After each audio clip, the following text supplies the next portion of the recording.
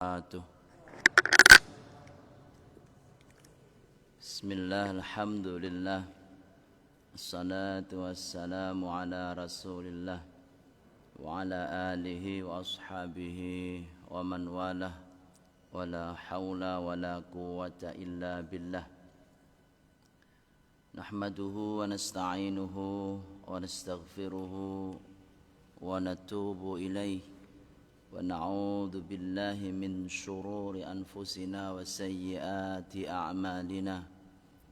May yahdillahu fahuwal muhtad wa may yudlil falan tajida lahu waliyan mursyida. Nashhadu an la ilaha illallah wahdahu la syarika lah, wa nashhadu anna Muhammadan abduhu wa rasuluhu la nabiyya wa la rasula ba'dah.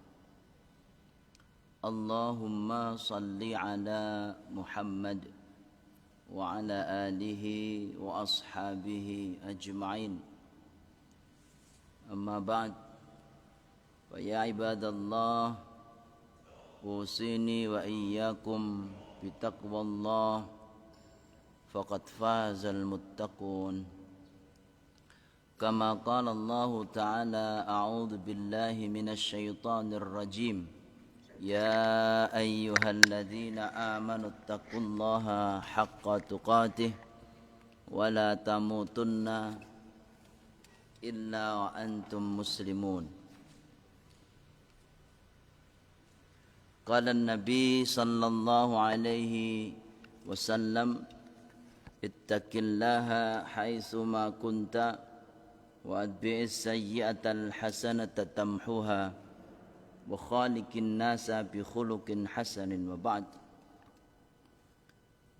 Jamaah salat subuh yang dirahmati Allah, pertama kita senantiasa panjatkan rasa syukur kehadirat Allah Subhanahu wa taala atas segala nikmat yang diberikan kepada kita, sehingga kita masih diberi kesempatan Allah untuk memanfaatkan sisa usia kita ini dalam kebaikan. Salawat salam kita aturkan kepada Nabiullah Muhammad sallallahu alaihi wasallam serta para sahabatnya. Juga semoga kita orang-orang yang selalu berittiba kepada beliau mendapatkan syafaat beliau atas izin Allah di hari kiamat kelak. Yang ketiga, saya berpesan pada diri saya pribadi juga kepada jamaah subuh untuk selalu bertakwa kepada Allah dengan sebenarnya takwa. Jangan sekali-kali mati kecuali dalam keadaan Islam. Jamaah yang dirahmati Allah, saya pada kesempatan hari ini ingin menyampaikan beberapa ayat di dalam surah Al-Furqan. Kita mulai dari ayat 25. A'udzu billahi minasy syaithanir rajim. Wa yauma tashaqqaqus samaa bil ghamam, awan-awan, wa nuzzilal malaikatu tanzila. Pada hari di mana akan pecah langit-langit ya, dan awan itu akan muncul malaikat yang diturunkan. Al-mulku yauma idzinil haqqu lirrahman. Pada hari itulah yang hak tentang kekuasaan itu adalah Ar-Rahman. Kekuasaan yang paling hak, paling benar, asli pada saat itu adalah milik Allah. Wa kana yawman 'alal kafirina 'asira, dan pada saat itulah hari yang paling sulit bagi orang-orang kafir. Ini pembuka menunjukkan kekuasaan Allah Subhanahu wa taala, bahwa meskipun di dunia ini banyak para raja ataupun para penguasa yang mungkin bertindak yang kurang baik, tetapi pada saat nantinya yang menjadi sebenar-benar penguasa itu adalah Ar-Rahman, Allah. Tidak ada satupun orang yang merasa berkuasa di dunia ini yang akan ada pada saat itu, sebab semuanya akan hilang kecuali Allah. Jamaah yang dirahmati Allah, ini adalah satu ayat pembuka dari rangkaian ayat yang mungkin ingin menunjukkan kepada orang-orang kafir, apapun yang dilakukan orang kafir itu Allah lah yang maha kuasa. Nah, di ayat 27 disebutkan wa yauma ya'addu dzalimu ala yadayhi. Pada hari orang-orang bersalah itu akan menggigil tangannya. Nek sing bahasane nek sing kalau dalam film-film digambarkan orang sing ketakutan itu tangannya itu ada yang mengatakan digigit jarinya karena saking takutnya.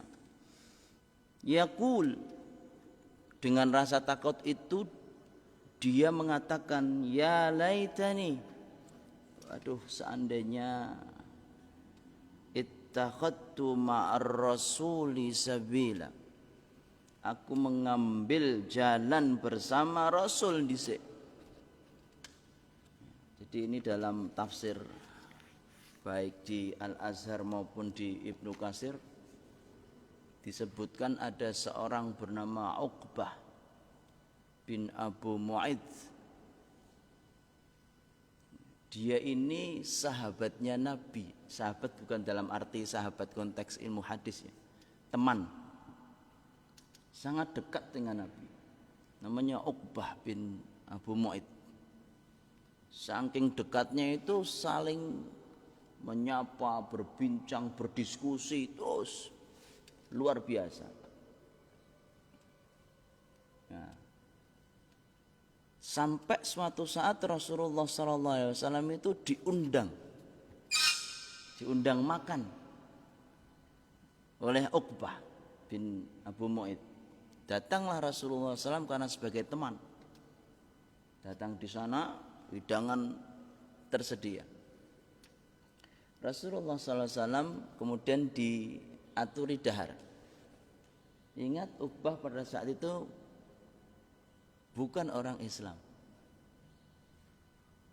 Jadi Uqbah itu posisinya orang kafir, tetapi sering berdiskusi dengan Rasulullah. Jamaah yang dirahmati Allah, ya memang itu Rasulullah dan memang itulah ajaran Islam. Kalau hanya sekedar berteman itu ya tidak masalah. Nah, ketika ditawari makan oleh Uqbah, Rasulullah mengatakan saya tidak akan makan sebelum engkau bersahadat. Jadi orang-orang dulu itu sangat menghormati tamu. Maksudnya orang-orang Arab itu salah satu kelebihannya adalah menghormati tamu. Bahkan bisa dikatakan memposisikan diri kepada tamu itu seperti pelayan. Itulah hebatnya orang-orang Arab. Ya, jadi kalau menjamu tamu itu luar biasa. Ya, wong Jawa juga begitu ya mungkin. Orang eneng kadang dieneng-enengke. Ya, panjenengan ini pernah saya sampaikan. Masih ingat kisahnya Ibrahim alaihissalam ya, ketika dua orang malaikat atau malakaini atau malakani datang kepada beliau dalam rangka perjalanan menghancurkan kaumnya Lut, itu kan mampir ke tempatnya Nabiullah Ibrahim alaihissalam. Nah, ketika itu ada tamu langsung dibelah ke wedhus. Luar biasa ini. Ya kan? Ada tamu seketika langsung masak daging. Orang-orang desa zaman dulu juga begitu. Setiap kali saya ke desa dengan bapak saya, itu yang namanya ayam itu dikurung sih. Ya memang sebetulnya dalam Islam itu begitu ya. Ada yang mengatakan dalam beberapa dalam fikih itu pitik kuwi nek diumbar, nek arep dibelah kuwi dikurung sik raketang sedina rong dina telung dina. Terus dipakani supaya makanannya itu tidak bercampur dengan makanan yang tidak baik. Ora karo nggon peceren, karo nggon telek-telekan kan gitu. Sehingga memang dikurung sik terus setelah itu baru disembelih. Ya, orang-orang desa dulu juga begitu. Nah, sehingga kalau ke sana mestinya ya terutama kalau menginap ya itu mesti dibelehke pitik. Tidak perlu beli, mereka ngingu pitik.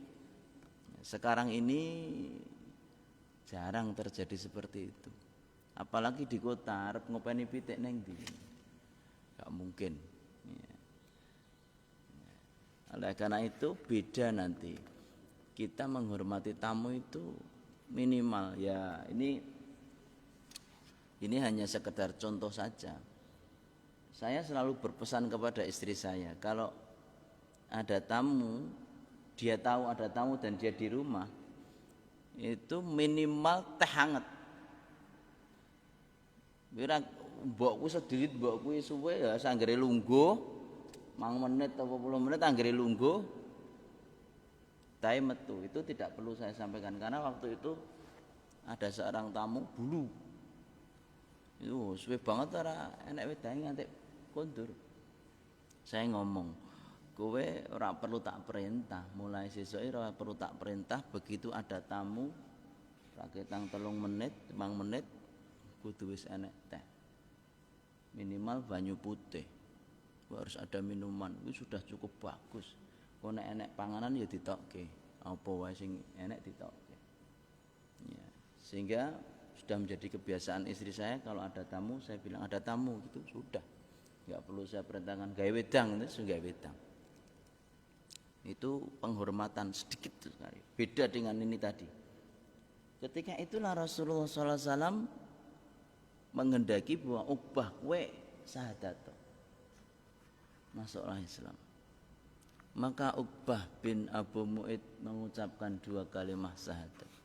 Asyhadu an la ilaha illallah wa asyhadu anna Muhammadar Rasulullah. Rasulullah akhirnya makan sampai senang Rasulullah, artinya senang. Tetapi setelah kejadian itu Uqbah ini ketemu dengan Ubay bin Khalaf. Ini dedengkot kaum Quraisy kafir. Terus Uqbah itu bercerita bahwa saya sudah bersyahadat di hadapan Muhammad. Wah, langsung dikecerai ya bahasane Jawa dikecerai iki. Wah, dikecerai kowe iki piye? Iki agamamu ya agamane nenek moyang kowe iki. Akhirnya Uqbah itu wedi. Takut dikucilkan, takut ora duwe kanca dan akhirnya terus Ubay bin Khalaf ini mengatakan kepada Uqbah, yen kowe pengen balik kepada agama nenek moyangmu, maka caci makilah Muhammad, ludahi dia. Dan Uqbah melakukannya. Jadi tadi sudah bersyahadat, kemudian dia takut, piye aku carane iso balik ning agamaku, mencaci maki Nabi Muhammad SAW dan meludahinya. Akhirnya datang kepada Muhammad dicaci maki. Dunake, wah, dicaci maki Rasulullah, diludahi Rasulullah SAW. Masya Allah. Ya. Terus kemudian Rasulullah mengatakan, hari ini kamu saya biarkan. Suatu saat ketika nanti kamu bertemu denganku dalam satu peperangan, akan aku penggal kepalamu. Maaf, Rasulullah itu memang kadang-kadang memaafkan, tetapi kadang-kadang juga bersikap tegas. Jangan seperti kata orang-orang itu, Nabi Muhammad itu orang yang pemaaf, diece iblis, diece dikon memaafkan. Terus mereka berargumentasi bahwa, "Kowe sapa kok mewakili Muhammad njotosi wong?" Pertanyaannya bisa dibalik. Lah kowe sapa? Apa kamu mewakili Nabi Muhammad untuk memaafkan mereka? Pertanyaannya kan begitu. Ketika mereka menyerang kita bahwa kowe iki sapa? Nabi Muhammad diece kok wonge mbok antemi pone. Wong Nabi Muhammad itu pemaaf. Kalau saya diberi pertanyaan begitu, saya balik pertanyaannya. Lah kowe iki sapa kok mewakili Nabi Muhammad memaafkan dia ketika mengejek Allah dan Rasulnya? Kowe ya wakili Nabi Muhammad? Ya tidak. Disitulah iman muncul kalau menurut saya. Kalau ada seorang nabi dan Allah kita ini dinyek wong tek amek kurang golek kok awake dhewe, ndak apa-apa, perlu dipertanyakan keimananmu. Paling ora yatine iki gitu loh. Kan begitu. Idza ra'aitumul munkara falyughayyirhu bi yadihi fa illam yastati' fa bi lisanihi. Fa illam yastati' fa biqalbihi kan ngono. Wa huwa at'aful iman. Sing jenenge ndelok kemungkaran itu ya pakai tanganmu. Nek kowe ora wani, ora kuat, ya nganggo lisanmu. Nek kowe ora wani, ya nganggo atimu. Atimu paling ngono iki wanyel karo wong kuwi ngono lho. Ora kok malah sifatnya orang-orang muslim atau aku ya nyebut munafik ya ora mungkin. Sifatnya orang-orang sahabat Rasulullah itu sangat jelas kan. Muhammadur Rasulullah walladzina ma'ahu asyidda'u 'alal kuffar ruhama'u bainahum. Niku cetha. Ning saiki malah asyidda'u 'alal mukmin. Ruhama'u 'alal kuffar. Wah repot niki. Ya. Jamaah yang dirahmati Allah. Di dalam sejarahnya, di dalam perang Badar terjadilah peperangan. Dan Uqbah ada pada golongan mereka. Dan dia menjadi salah seorang tawanan dari Rasulullah. Maka Rasulullah perintahkan Ali penggal kepalanya. Sopo ngomong Rasulullah SAW enggak pernah melakukan seperti itu. Masya Allah. Disuruh penggal kepalanya. Itu dalam saya baca di tafsir Al-Azhar ini dikisahkan dalam perang Badar Uqbah jadi tawanan kemudian dipenggal kepalanya oleh Ali bin Abi Thalib. Apakah Rasulullah memaafkan? Oh, tak maafkan kamu. Enggak, dia penggal kepalanya karena dalam peperangan. Jadi kita harus bisa membedakan. Kafir pun itu dibagi menjadi kafir harbi, kafir zimmi, kafir musta'man. Macam-macam kafirnya. Nek sing wong kafir-kafir sing karo awake dhewe bermuamalah itu ya aja kaya ngono karena mereka memang harus kita pergauli dengan baik. Wa khaliqin nasa bi khuluqin hasanin, pergauli manusia dengan akhlak yang baik. Manusia itu artinya berarti seluruh manusia, bukan orang-orang mukmin tok. Bermuamalah dengan sangat baik. Tetapi ketika mereka memerangi kita, entah itu dengan lisan ataupun dengan kekuatan fisik, ya awake dhewe harus memperlakukan mereka itu dengan sebagaimana mereka memperlakukan kita. Ingat ayat-ayat yang disampaikan oleh orang-orang kafir dalam menyerang Islam bahwa Islam itu ditegakkan dengan pedang, itu paling di surah Al-Anfal dan surah At-Taubah bahwa perangilah mereka, bunuhlah mereka dimanapun wajadtumuhum, dimanapun kalian menemukannya. Mereka penggal ayat itu. Padahal ayat itu yang mereka memerangi kamu, yang mereka itu membunuhmu, maka bunuh mereka dimanapun mereka berada. Dalam kondisi mereka memerangi kita, kita dibolehkan gitu. Tapi kalau mereka tidak memerangi kita, kita tidak dibolehkan untuk membunuh mereka. Ini kan cetok dalam Islam itu. Jadi Islam itu dalam mempertahankan diri. Ya. Jamaah yang dirahmati Allah, Di ayat 28 disebutkan ya wailata laitani lam ittakhidh fulanan khalila.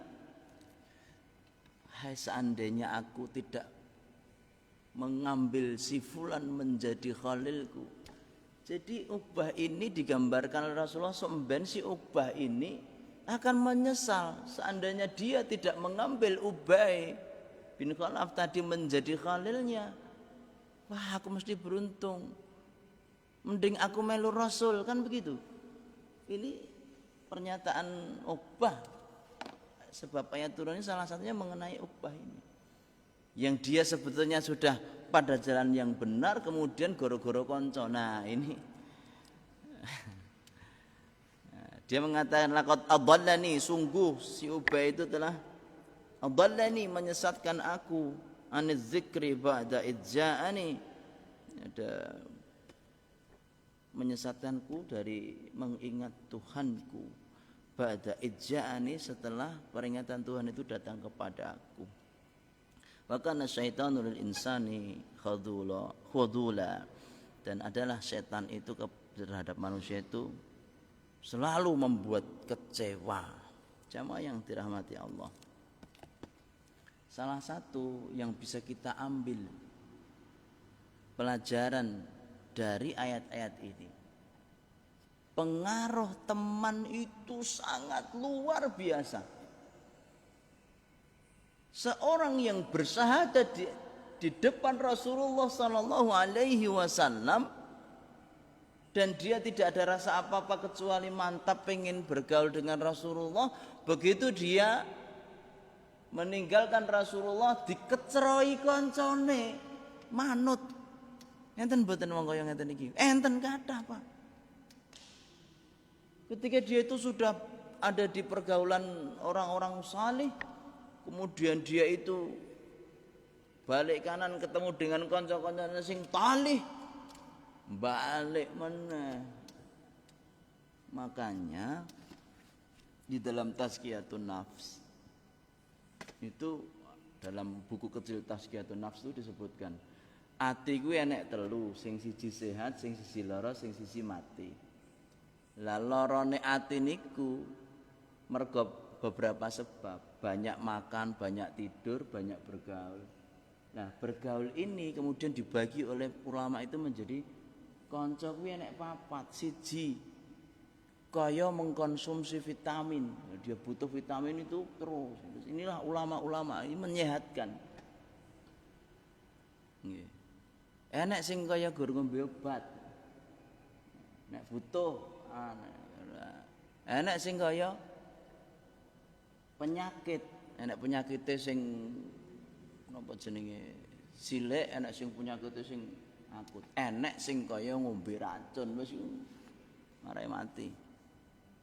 Nah, pilih teman kita, bukan kita memilah dan memilih, tetapi ketika kita bergaul, kita tetap bergaul, tapi harus ada pembatasan manakala kita tahu bahwa orang-orang ini kadang-kadang mereka juga butuh kita. Siapa tahu mereka ingin sadar, merapat pada kita, tidak apa-apa. Kita tetap pergauli, tapi ojo terlalu intens banget dengan komunitas sing pomone iki komunitasnya pangunci, tahu kan pangunci. Zaman dhisik jenenge pangunci. Paguyuban ngunjuk ciu niku. Enten pangunci niku. Ya ku rasa mlebu. Cukup ketika ketemu dengan person-person itu kamu tetap berbuat baik. Nah, tapi rasanya nyemplung dari pangunci salah. Jadi mereka butuh kita dan kita pun mempergauli mereka itu dengan baik. Pilih teman yang baik. Maka saya tutup, ini sudah setengah jam. Maka satu hadis yang terkenal dari Rasulullah SAW, al-arwah itu junudun mujannadatun atau jundun mujannadatun, sing jenenge arwah, ruh manusia itu dikupas oleh seorang ulama itu seperti pasukan. Kalau dia itu cocok, dia akan ngumpul dengan itu. Nek ora cocok itu nek rasa sing piye ngono, ruh itu. Jadi wong apik iki biasane nglumpuk karo wong apik mergo cocok. Maka terjadilah komunitas-komunitas, salah satunya gue mau komunitas pangunci, komunitas membaca kitab, komunitas ini karena mereka itu ruhnya itu gaduh seperti tentara, pasukan sing kompak. Oleh karena itu monggo kita ini coba merasa nek enek kanca sing saleh no awake dhewe iki seneng nyedak, aku seneng nek ketemu kae, aku seneng nek ngobrol karo kae, atau malah justru ketika ketemu wong-wong sing ya, setiap detiknya itu kebun binatang metu kabeh ya karepmu. Jadi misuwe ora gur kirik gede niku kebun binatang metu kabeh wis karepmu. Ya ini monggo ibu bapak yang dirahmati Allah. Hatta orang yang pernah beriman pun bisa keluar dari Islam akibat dari seorang teman. Demikian yang bisa kita sampaikan pada pagi hari ini. Semoga manfaat untuk kita semuanya. Aku qouli hadza astaghfirullah li wa lakum. Subhanakallahumma bihamdika asyhadu an la ilaha illa anta astaghfiruka wa atubu ilaik. Assalamualaikum warahmatullahi wabarakatuh.